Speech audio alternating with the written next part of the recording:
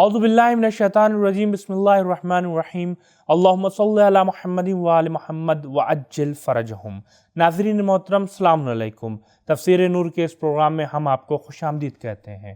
ناظرین، آج مزید کچھ آیتوں کی تفسیر کے ساتھ آپ کی خدمت میں دوبارہ حاضر ہوئے ہیں، تو آئیے چلتے ہیں آج کے اس ایپیسوڈ کی پہلی آیت کی تفسیر کو جاننے کے لیے پہلے اس کی تلاوت اور ترجمے کو سنتے ہیں۔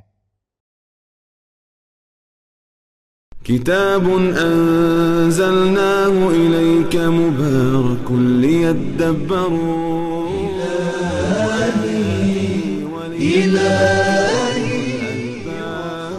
بسم الله الرحمن الرحيم فلما أحسوا بأسنا إذا هم منها يركضون لا تركضوا وارجعوا إلى ما أترفتم فيه ومساكنكم لعلكم تسألون قالوا يا ويلنا إنا كنا ظالمين فما زالت تلك دعواهم حتى جعلناهم حصيدا خامدين۔ پس جب انہوں نے ہمارے عذاب کا احساس کیا تب وہ وہاں سے بھاگنے لگے۔ بھاگو نہیں، اپنی عیش و عشرت میں اور اپنے گھروں کو لوٹ جاؤ، شاید تم سے پوچھا جائے۔ وہ بول اٹھے، ہائے ہماری واہی تباہی، بے شک ہم لوگ ظالم تھے۔ اور وہ فریاد کر رہے ہیں یہاں تک کہ ہم نے انہیں کاٹ دیا اور بے حرکت بنا کر خاموش کر دیا۔ اس نورانی آیت کی تلاوت و ترجمے کو سننے کے بعد اب آئیے اس آیت کے نکات پر گفتگو کرتے ہیں۔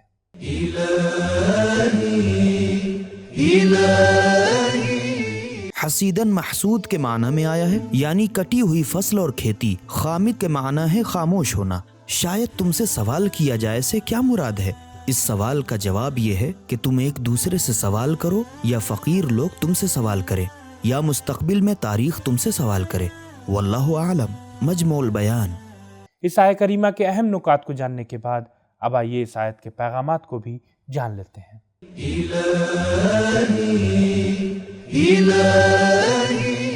پیغام نمبر 1، وہ عذاب جو ظالم ستمگر معاشرے پر نازل ہوتا ہے وہ تاریخی ہے۔ فلما احسوا، جب قہر کے آثار کو دیکھا جاتا ہے تو تدریجاً احساس پیدا ہوتا ہے۔ نمبر 2، کسی کو قہر خداوندی کے سامنے ٹھہرنے کی جرت نہیں ہے۔ یرقدون، جب خطرے کا اعلان بجتا ہے تو مغرور سے مغرور لوگ بھی بھاگ کر جان بچانے کی کوشش کرتے ہیں۔ نمبر 3، قہر الہی کے سامنے فرار ممکن ہی نہیں ہے۔ لا ترکضوا۔ نمبر 4، ممکن ہے کہ کسی مقام پر کامیابی ظلم و بربریت کا سبب بن جائے۔ ما اترفتم فیہ۔ نمبر 5، وہاں جرم کی سزا دینی چاہیے جہاں جرم کیا گیا ہو۔ لعلکم تسألون۔ نمبر 6، ایک دن ظالموں کو اپنے ظلم کا جواب ضرور دینا ہوگا۔ تسألون۔ نمبر 7، ظلم کا انجام حیرانی و پشیمانی ہے۔ یا ویلنا۔ نمبر 8، انجام کار سوئے ہوئے ضمیر بیدار ہوں گے اور منکرین حقیقت کا اقرار کریں گے، انا کننا ظالمین۔ نمبر 9، جس وقت مصیبتوں کی آندھیاں چل رہی ہوں اس وقت نالو فریاد اثر رکھتا ہے۔ فما زالت تلک دعواہم۔ نمبر 10، کفر و ظلم کی مثال بالکل ایسے گھاس پھوس کی ہے جس کو جیسے کاٹ کر رکھ دیا گیا اور انسان کے لیے حسرت و اندوہ کا سبب بن جائے۔ حسیدن خامدین۔ نمبر 11، پروپیگنڈے، چال بازیاں، دھمکیاں، مرعوب کرنے کی چالیں ہیں، یہ سب اللہ کے یہاں کوئی حقیقت نہیں رکھتی۔ خامدین۔ نمبر 12، ستم اور ستمگر افراد کو عذاب الہی سے ضرور گرفتار ہونا ہے۔ انا کننا ظالمین حسیدن خامدین۔ الحمدللہ، اب تک ہم نے سورہ انبیاء کے 15 آیتوں کی تفسیر کو جان لیا ہے۔ 16 اور 17ویں آیت کی تفسیر کو جاننے کے لیے آئیے چلتے ہیں پہلے اس کی تلاوت اور ترجمے کو سنتے ہیں۔ وما خلقنا السماء والأرض وما بينهما لاعبين لو أردنا أن نتخذ لهوا لاتخذناه من لدنا إن كنا فاعلين۔ اور ہم نے اس آسمان اور زمین اور جو کچھ ان کے درمیان ہے کو لغو و بیہودہ خلق نہیں کیا ہے۔ اگر ہم کھیل کا ارادہ کرتے تو ہم اسے اپنی طرف سے بنا لیتے۔ اگر ہم ایسا کرنے والے ہوتے تو پھر تمہاری تخلیق کی کیا ضرورت تھی؟ ابھی ہم نے ان نورانی آیتوں کی تلاوت و ترجمے کو سنا، اب آئیے دیکھتے ہیں ان 2 آیات میں ہمارے لیے کیا اہم نکات بیان ہوئے ہیں۔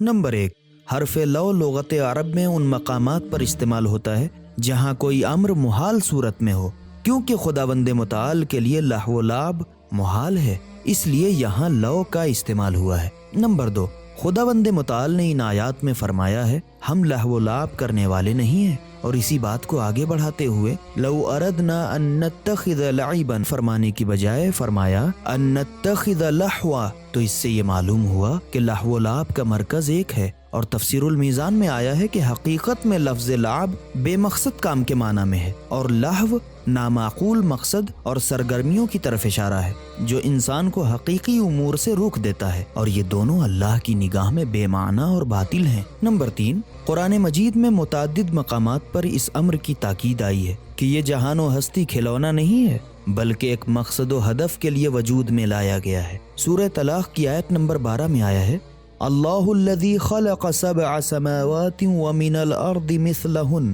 یتنزل الامر بینہن لتعلموا ان اللہ علی کل شیء قدیر وان اللہ قد احاط بکل شیء علما۔ اللہ نے ہی 7 آسمانوں کو پیدا کیا ہے اور اتنی ہی زمینیں پیدا کی ہیں، اس کا حکم ہمیشہ ان کے درمیان نازل ہوتا ہے تاکہ تم جان لو کہ خدا ہر چیز پر قادر ہے اور اس کا علم ہر چیز پر احاطہ رکھتا ہے۔ نمبر 4، تو اس سے مراد یہ ہے کہ اس عظیم خلقت کے ہدف کی طرف اشارہ ہے کہ یہ سب کچھ اس بنا پر ہے تاکہ تم جان لو کہ خدا ہر چیز پر قادر ہے اور اس کا علم و آگاہی ہر چیز پر ہے، لیکن اس ہدف تک پہنچنے کے لیے اس کائنات میں غور و فکر کی ضرورت ہے، اور جو کچھ حاصل ہو اس سے درس لینے کی ضرورت ہے، اور پھر اس کا اقرار واجب ہے۔ اگر ہم کھیل کا ارادہ کرتے تو ہم اسے اپنے پاس سے بنا لیتے۔ اس جملے کے کئی معنی ہو سکتے ہیں۔ نمبر 1، اس کائنات کی تخلیق اگر صرف کھیل کے لیے بھی ہو تو پھر بھی یہ سارا کارخانہ خود اس نے خلق کیا ہے، بتوں نے خلق نہیں کیا ہے۔ نمبر 2، اگر یہ فرض کریں کہ اس نے کھیل کے لیے کائنات پیدا کی ہے تو پھر اس کے لیے اس کے فرشتے اور مقرب فرشتے ہی کافی تھے، پھر اس جہان کے پیدا کرنے کی غرض نہ تھی۔ نمبر 3، حضرت امام جعفر صادق علیہ السلام کا اس آیت سے متعلق فرمان ہے کہ اللہ تعالیٰ نے انسان کو لہو و لعب سے منع فرمایا ہے۔ اب آئیے ان آیات کے پیغامات پر روشنی ڈالتے ہیں۔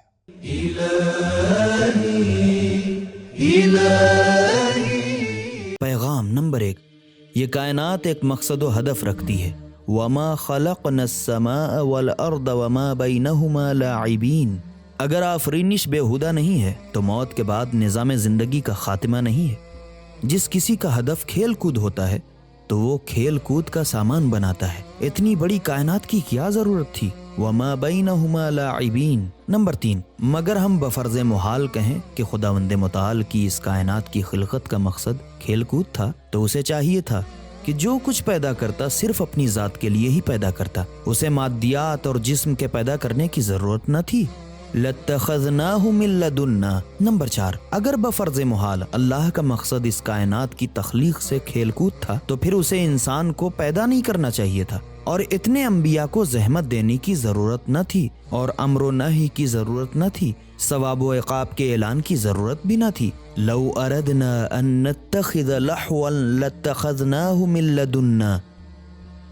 آج کے اس ایپیسوڈ سے ہم نے جانا کہ پروردگار عالم نے اس دنیا کو ایک ہدف کے تحت خلق کیا ہے، فالتو اور بیکار کے کاموں کے لیے اس دنیا کو خلق نہیں کیا گیا ہے۔ اگر ایسا ہوتا تو خداوند عالم اس دنیا میں اتنے انبیاء اور رسول نہ بھیجتا، اتنے امر و نہی کی باتیں نہ کی ہوتی، اتنے ثواب و عقاب کو بیان نہ کیا گیا ہوتا۔ تو دوستو، یہ تھا ہمارا آج کا پروگرام۔ انشاءاللہ کل پھر ملاقات ہوگی کچھ نئی آیتوں کی تفسیر کے ساتھ۔ تب تک کے لیے خدا حافظ، فی امان اللہ۔ سبیل قرآن، قرآنی سماج کی پہچان۔